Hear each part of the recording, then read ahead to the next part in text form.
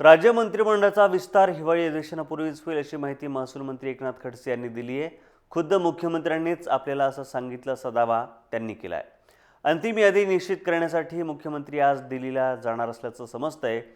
नव्या मंत्रिमंडळात 12 मंत्र्यांचा समावेश केला जाईल अशी माहिती यापूर्वीच चंद्रकांत पाटील सहकार मंत्री यांनी दिली आहे। त्यामुळे मंत्रिमंडळ विस्तार कधी होईल या प्रश्नाला आता पूर्णविराम मिळाला आहे। या विस्तारामध्ये भाजपला 6, सेनेला 2, घटक पक्षांना 4 मंत्रिपदं दिली जाणार आहेत। अनेक महिन्यांपासून मंत्रिमंडळाचा विस्तार प्रलंबित होता।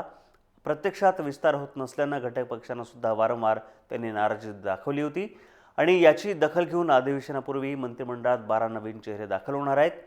मंत्रिमंडळ विस्तारात कोणाच्या नावाची चर्चा आहे बघूयात। पक्षनिहाय भाजपमधून सुरेश खाडे, राम कदम, सुधीर गाडगीळ यांचा समावेश होणार आहे। तर भाजपमधूनच संभाजी पाटील, निलंगेकर, सुधाकर, भालेराव यांचाही समावेश अपेक्षित आहे। याशिवाय घटक पक्षातील महादेव जानकर, विनायक मेटे, सदाभाऊ खोत यांच्या नावाची चर्चा आहे।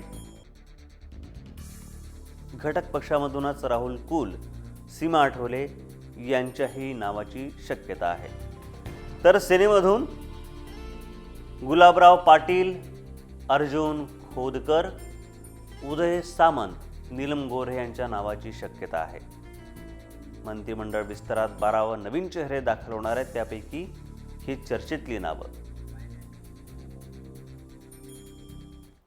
मंत्रिमंडळाचा विस्तार करण्याचा पूर्ण अधिकार माननीय मुख्यमंत्र्यांचा आहे।